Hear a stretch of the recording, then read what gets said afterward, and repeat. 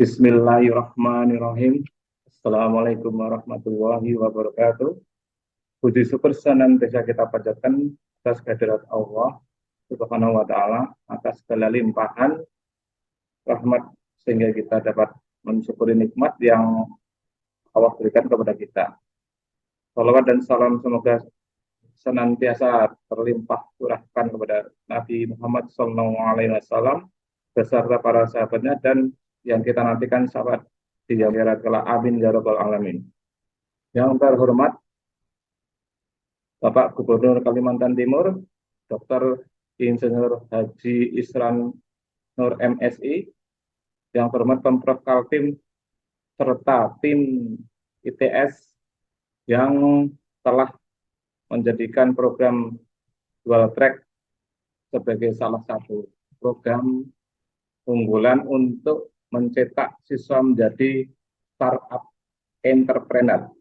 Perkenalkan, nama saya Agus Suharyanto, perwakilan dari dual track tata busana dari SMA Negeri 8 Balikpapan. Akan memaparkan tutorial membatik untuk membuat batik cap tulis dengan model baju zero waste. Yang pertama-tama saya akan memperkenalkan alat-alat dan bahan yang akan kita gunakan serta penggunaannya. Adapun alat-alatnya untuk membuat batik cap tulis tersebut yaitu yang pertama kompor batik. Kompor batik akan saya tunjukkan bentuknya seperti ini. Kompornya kecil. Dahulu kita menggunakan kompor minyak yang berbahan minyak tanah, dan perkembangan zaman kita menggunakan kompor yang lebih sekarang modern, sekarang menggunakan kompor listrik, yang mana langsung lilinnya ditaruh di dalam tungkunya ini, kelihatan. Ini jadi tidak perlu adanya wajan, jadi langsung dicolokkan ke listrik, nanti bahan lilinnya akan mencair dengan sendirinya. Yang kedua, tanting. Tanting ada 3 macamnya.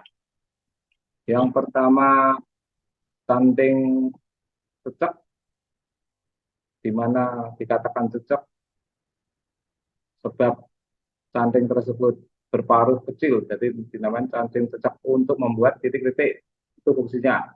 Canting kedua adalah canting kelawong, agak besar sedikit, ini digunakan untuk mencanting pada motif untuk membuat kelawong-kelawong tersebut. Yang ketiga ada canting tembok, ini paruhnya lebih gede, dinamakan canting tembok, adalah untuk mengeblok pada bagian motifnya yang akan dipertahankan warnanya. Ada 3 canting, tadi canting cecek, canting kelawong, dan canting tembok. Ada 3. Selanjutnya setelah adanya canting, lalu ada bahan dasarnya untuk mencanting adalah lilin. Ini lilin batik untuk membuat motif-motif yang berbahan dasar lilin. Ini lilin batik. Yang mana lilin batik ini bahan dasarnya ada yang terbuat, salah satunya ada namanya gondorukem, ada rumah tawon madu, damar mata kucing, dan parafin. Itu di antara bahan-bahannya. Selanjutnya ada namanya jegul. Jegul itu adalah untuk mewarnai pada bagian motif-motifnya. Ini namanya jegul. Ini terbuat dari korek puting yang kalau kita sehari-hari dinamakan korek puting, tapi kalau perbandingan dinamain dengan jegul. Setelah adanya jegul, kita selanjutnya untuk mengeblok bagian yang lebar kita gunakan kuas. Kuas untuk mewarnai pada bagian yang lebar, kuas. Selanjutnya untuk menaruh warna, biar warna terpisah antara warna yang satu dengan yang lain, kita gunakan palet. Ini palet namanya. Jadi satu warna, satu lubang-lubang palet.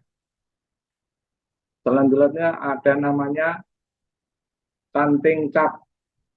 Ini canting cat untuk ngecat. Ini bentuknya canting cat. Ini alat masih termasuk alat-alat membatik.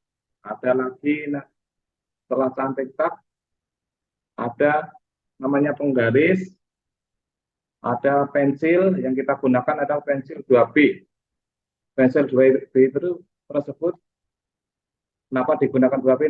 Sebab dia akan di kain akan terlihat tebal goresannya. Ini 2B. Selanjutnya bahan-bahan yang dipakai adalah baik bahan dasar adalah kain katun.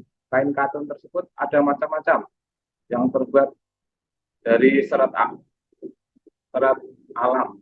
Ada namanya kain primissima, berpolisima, primissima, juga kain sutra. Itu adalah macam-macam kain katun.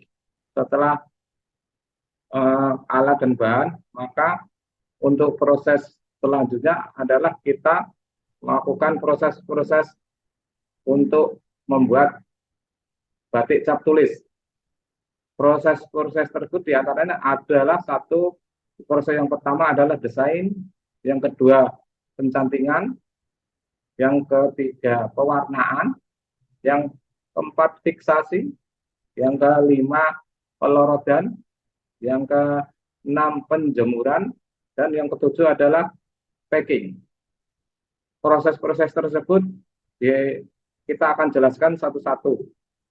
Yang proses yang pertama adalah proses desain, di mana desain itu kita akan menggambar pada motif-motifnya yang kita sudah digambar di kertas itu kita jiplak di dalam kain. Jadi modelnya kita menjiplak di kertas, kita tuangkan ke dalam kain katun tersebut. Setelah desain selesai, maka selanjutnya kita akan lakukan pencantingan dengan canting cap dan canting lowong.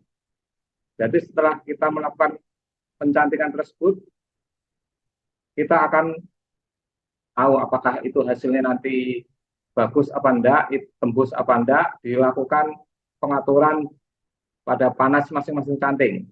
Jadi untuk kalau lilin terlalu panas maka akan melebar, kalau kurang panas berakibat tidak akan tembus. Jadi untuk pencantingan tadi, di mana kalau kita menggunakan canting cat, maka lakukan kemiringannya 40 derajat. Jadi gini, setelah 40 derajat nanti kita lakukan peniupan, di mana peniupan itu gunanya untuk agar lilin yang di dalam tempat lilin tadi tidak terlalu panas untuk pas dialir ke paruhnya. Jadi pas kita tuangkan ke kain akan agak membeku sedikit. Kalau nanti kepanasan dia akan melebar. Jadi kemiringan 45 derajat, tidak boleh terlalu lurus, tidak boleh terlalu ke bawah. Jadi harus 40 derajat.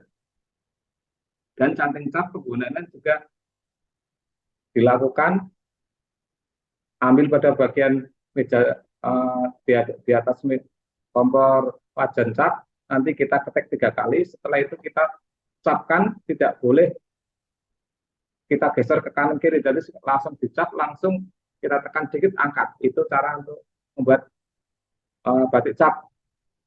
Jadi cara menggunakan canting capnya. Setelah pencantingan selesai, langkah selanjutnya adalah pewarnaan.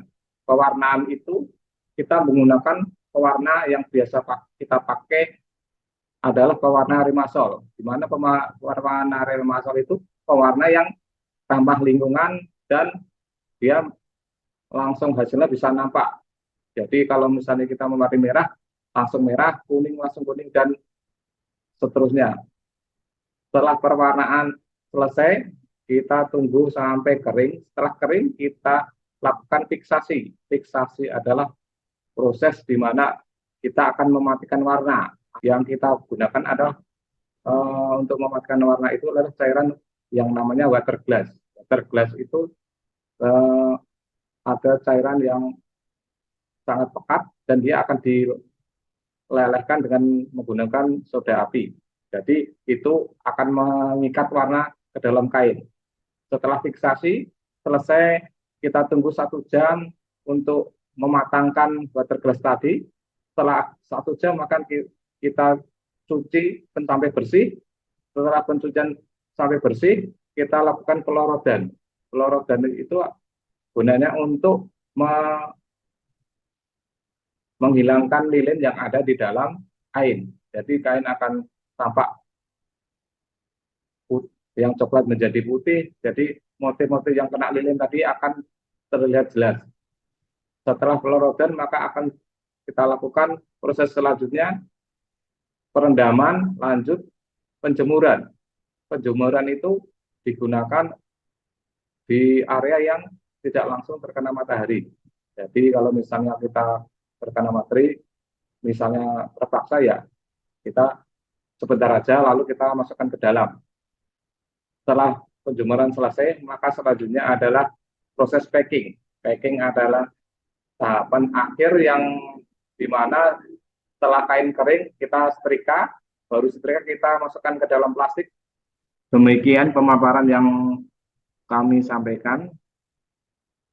Apabila ada kekurangan itu datang dari kami, ataupun ada kelebihan datanya dari Allah Subhanahu wa Ta'ala. Terima kasih. Assalamualaikum warahmatullahi wabarakatuh.